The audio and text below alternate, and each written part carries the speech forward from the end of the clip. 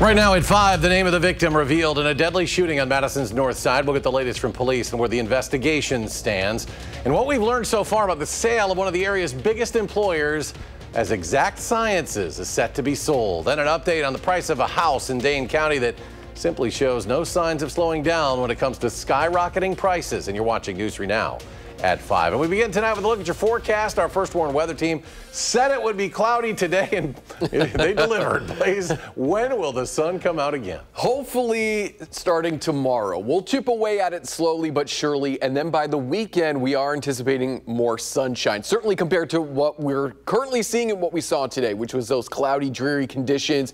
Very fall-like out there as temperatures still are hanging out in those 40s. We'll eventually settle into those 30s tonight. The same clouds that really kept out the sunshine today will keep us on the milder side this evening, actually. We should be right around 27 degrees. Instead, a lot of us will be in those low to mid 30s. Some of us out towards Milwaukee and say in Janesville, Walworth counties, we might not even get below 40 degrees.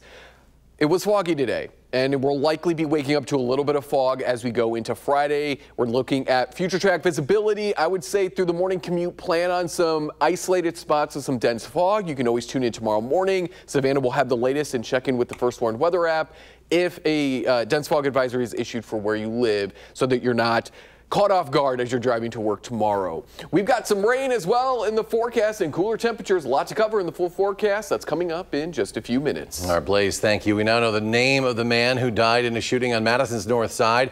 The Dane County Medical Examiner's Office identifying him as Jamar Willis. Monday afternoon, police were called to Brentwood Parkway near Marina Park, and that's where they found Willis lying in the road with a gunshot wound. He was taken to a hospital where he later died. Police took a 35-year-old person of interest into custody on Tuesday, and he's currently being held at the Dane County Jail. And next at 5, the Columbia and Sauk County Sheriff's Offices say they took a homicide suspect into custody this morning. That arrest happened about 9 at a home in Randolph, about 5 miles east of Cambria. As a precaution, neighboring homes and Cambria-Friesland schools were notified to shelter in place. Several area roads were also closed for about an hour. Now, the office says there's no danger to the community. We reached out for details about what homicide this is related to and have yet to receive a response. Global healthcare leader Abbott is acquiring Exact Sciences for $23 billion. Abbott says it's aiming to enhance its presence in the cancer diagnostics segment.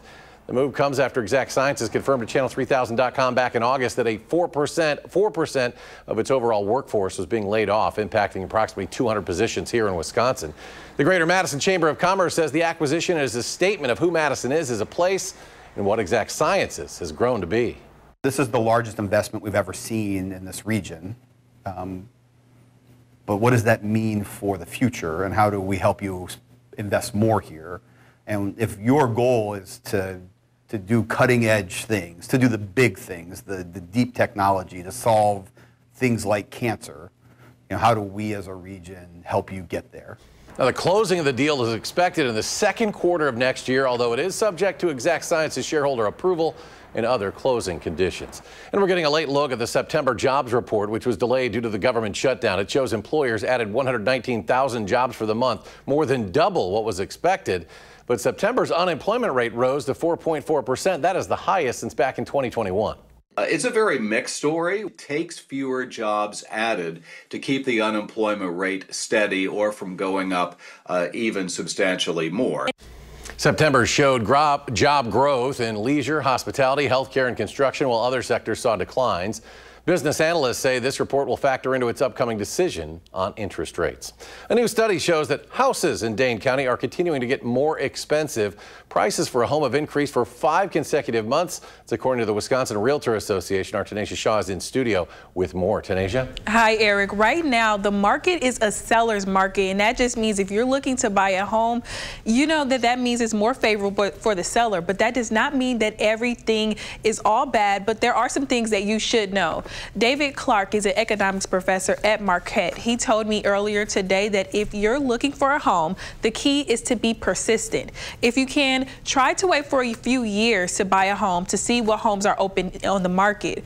Also, try buying a home during the winter months. Keeping this in mind could save you money. We've got mortgage rates right now that are in the neighborhood of about 6.25%. So they're more than twice what they were, about 5 years ago. With that said, they have been coming down.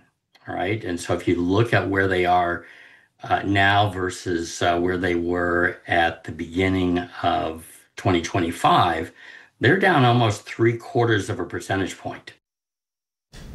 Yeah, and if you need to buy a house sooner than later, you don't want to purchase a home during those winter months, he also suggests buying a home outside of Dane County, so avoiding more metropolitan areas. Always a challenge. Tanasia, thank you. And today, the Middleton Cross Plains School District highlighted its effort to make its schools there more sustainable. Phase 1 of a district resolution to move toward renewable energy sources began this year, and school officials say the district is installing solar panels on 6 buildings across the district, meaning 99% of the electricity used by the facilities will be from solar power. The other part of it is that if we have to be less reliant on the utilities that we don't have to pay, that means that we can actually funnel some of those utility costs that we were paying into the classroom. Well, in total, there are 5 phases to the Middleton Cross Plains resolution, with the ultimate end goal of completely using renewable sources for operation utility costs by the year 2035. And the Madison School District relocating a number of trees for phase 1 of its referendum plan. The work took place actually last week with the help of volunteers using a 44-inch tree spade to carefully uproot and replant these trees. 3 trees at Gompers and Blackhawk Middle School site, they were relocated to the new community garden, while many of the trees at the Sherman Shabazz schools were moved to the west side of that property. There's a lot of history at the sites, and so we're trying to preserve as many as we can, from the orchards to the oaks that were planted. Many of them donated to us or planted from troops, Boy Scout troops or community members. So we just want to preserve what the community has given to us. School district says in total around a dozen to 2 dozen trees were relocated at both referendum sites. Now to an update on the John Nolan Drive reconstruction plan. City officials say phase 2 of the plan will start on Monday. All traffic will redirect to the existing northbound lanes, while southbound vehicles will be routed using median crossovers built during the first phase at each end of that project area. The Capital City Trail will remain open and accessible throughout this stage. Construction stage of this part is expected to remain in place until next summer, at which point the project will advance to stage 3, shifting traffic to the opposite side. To learn more about the John Nolan Drive project, go to cityofmadison.com/engineering. Today, the Madison Area Rehabilitation Centers received $10,000 from KFC. The fried chicken chain's Kentucky Fried Wishes grant comes from the KFC Foundation. Specifically, the grant will help Mark get equipment for its sensory-sensitive environment and enhancing the quality of life of disabled people and their families. That can really help people experiencing disabilities like Down syndrome and autism, people who have heightened sensitivities to certain things in the community, like loud sounds, bright lights. It helps them de-stress, decompress, and allow them to participate in the full life of their community and neighborhoods. COVID actually knocked out quite a bit of those activities. Nominated for the grant by the KFC restaurant as participants from the nonprofit frequent the restaurant's Lunch Bunch program. That's a project focused on getting people with disabilities into the community to build relationships and network with their neighbors. Next, at 5 community members in Wausau are helping fulfill children's Christmas wishes. And the Hilldale Shopping Center getting ready to light its tree when you can experience the most wonderful time of the year right here in Madison. Plus, still to come at 5, ending Russia's war with Ukraine, the new peace proposal drafted by the White House that has European officials worried. And it's a deep dive back into the red numbers today on Wall Street. The Dow tumbling more than 386.5 points. The Nasdaq, a bigger fall, down 486, while the S&P loses 103. And we'll be right back. You're watching News 3 Now at 5. Welcome back. The National Retail Federation is predicting its first $1 trillion holiday shopping season. Popular gifts like toys, apparel, and electronics are all imported, meaning they are subject to tariffs. You may save some money by buying items purchased before those taxes were in effect, but consumer experts say do some research and make sure it's worth it. We've seen quite an increase in people shopping, refurbished versions of models of things that they are interested in order to get that, kind of extra savings. My biggest recommendation to anybody going that route is to just read the fine details. It's also important to keep in mind if you're doing direct imports or have FedEx, DHL, UPS, or the Post Office act as your importer, you will have to carry the cost. Kids are often thinking about Santa this time of the year. One Wisconsin community making it easier for kids to send their letters to jolly old St. Nick. 5 years ago, businesses in Wausau had slowly stopped sending letters to Santa. That's when the Marathon County Literacy Council stepped up to fill the gap. By the lack of the other businesses stopping doing it, and I just said, oh, I like the personalized. I got a personalized when I was little, and I saved it for the longest time. So it meant something. And so the idea just sounded really good to keep it going. A lot of kids will ask for toys or a new bike, but sometimes Santa gets more serious letters, and in that case, he will let other organizations know to provide help, whether it's food or financial aid. It is the most wonderful time of the year at Hilldale Shopping Center in Madison, as News 3 Now proud once again to be part of their holiday tree lighting this weekend. Dashing through the snow in a one-horse open sleigh. That's the Capital City Theater Carolers who joined us live on News 3 Now this morning. Josh Spreiter, Savannah Brito will be with Santa Sunday to flip the switch to the holiday lights at Hilldale, all part of the annual North Pole Party, a perfect time for family fun and a way to support local businesses. A lot of them are starting their Black Friday sales early during North Pole Party, so that's a good time to come in and at least scope it out. If you're not in the shopping mood and you just want to hang out, scope it out, come back on Black Friday, Small Business Saturday. We're gearing up for the busy shopping season. The North Pole Party runs from 3 to 6 p.m. on Sunday at Hilldale. Josh and Savannah will be turning on the lights for season at 6, so be sure to join us there for some fun and holiday spirit. Now to our forecast, set to be a busy weekend. We got Badgers playing Packers, still some high school football going on. The deer gun hunt also started. Blaze, we need to break this gloomy trend out there. Yes, and thankfully for this busy weekend, it does look like we will see a little bit more sunshine in the forecast. Tonight, though, cloudy, foggy at times. That could stick around into the morning hours on Friday, maybe a little bit of some light drizzle. Friday will chip away at the cloud cover from north to south.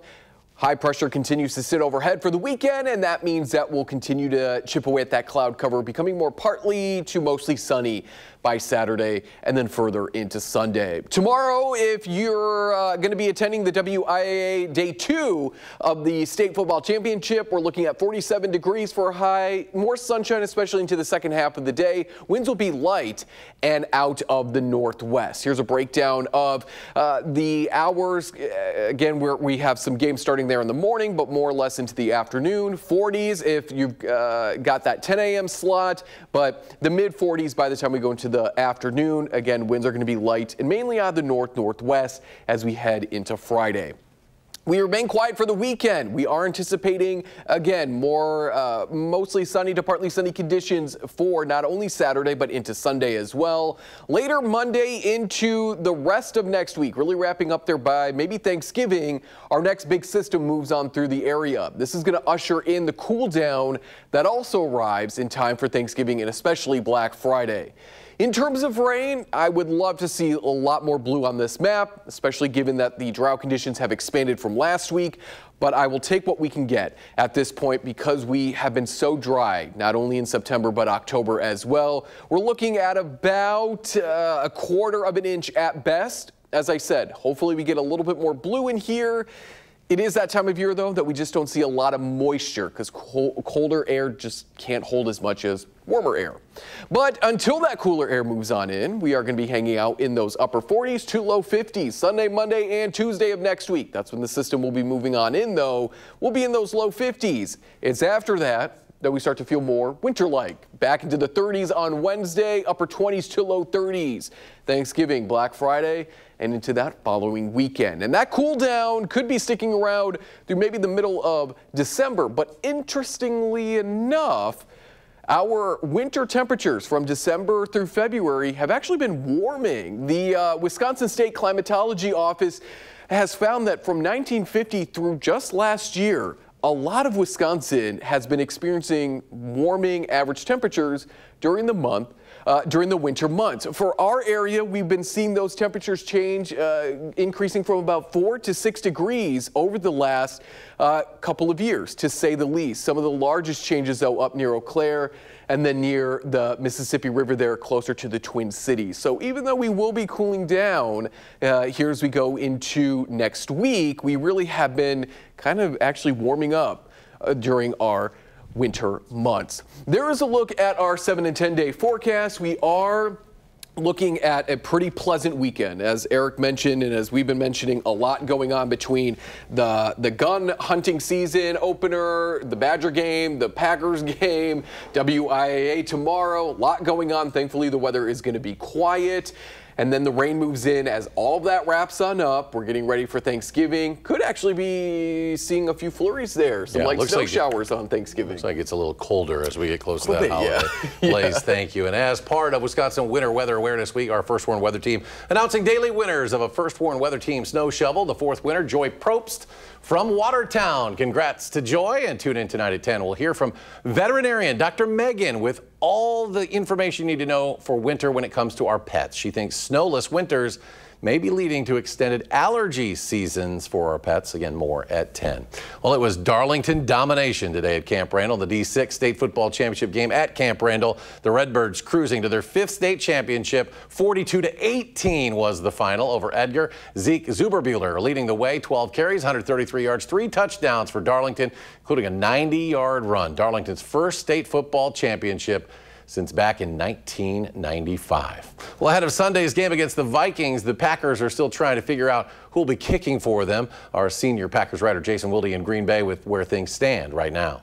The Packers kicking carousel continues to turn.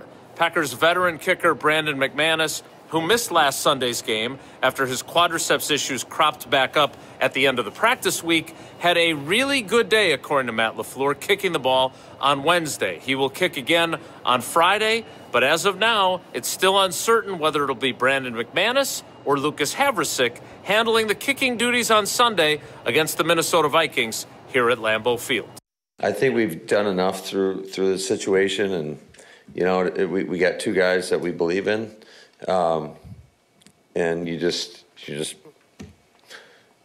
deal with it, you know. I don't know how else to put it other than that you just adjust, adapt, and make the best of whatever the situation may be. We'll have more on the kicking situation and everything else Packers on our website, channel3000.com. And while you're there, make sure you sign up for our Packers newsletter, which delivers our coverage directly to your inbox every single day. In Green Bay at Lambeau Field, Jason Wilde, channel3000.com. Jason, thank you. Ahead at 5, former Vice President Dick Cheney is laid to rest today. The service is held in his honor in Washington, D.C. You're watching News 3 Now at 5. The White House official says they have a peace proposal for Russia's war against Ukraine. The plan reportedly calls for Ukraine to give up some weapons, shrink its army, and make territorial concessions to Russia.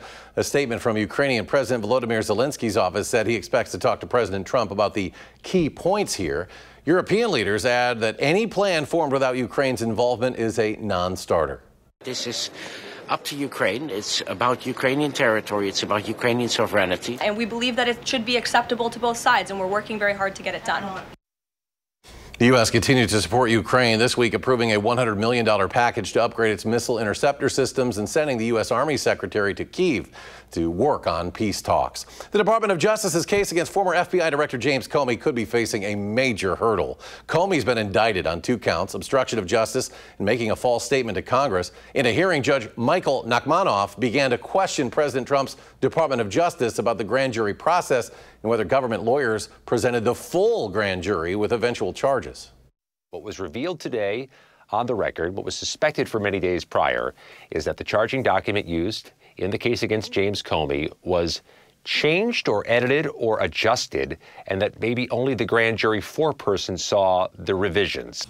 There's no date set for when a judge could rule on whether to toss any part of the indictment against Comey. Funeral services were held today for former Vice President Dick Cheney. Hundreds of mourners gathered at Washington's National Cathedral to pay their final respects. Former Presidents Joe Biden and George W. Bush attended, along with 4 former vice presidents. Daughter Liz Cheney eulogized her father as a devoted American who always put country first. He knew you couldn't truly appreciate what it means to live in freedom if you didn't understand the sacrifices of the generations who came before. And he made sure that his children and grandchildren understood this too. The White House says President Trump and Vice President J.D. Vance were not invited. The president did not issue a public statement after Cheney's death earlier this month. And we're back with a final check of your First Warn forecast after a short break. Tonight, we have the first look at what went wrong with the UPS cargo flight that crashed in Louisville earlier this month. And Holly Williams is on a NATO warship in the Mediterranean Sea as troops train for a possible conflict with Russia. That's ahead on the CBS Evening News. And coming up at 6, the Goodman Community Center's basket drive, still looking for your donations, how you can help feed local families this Thanksgiving holiday. That story and more. Top of the hour. Join us for News 3 Now at 6.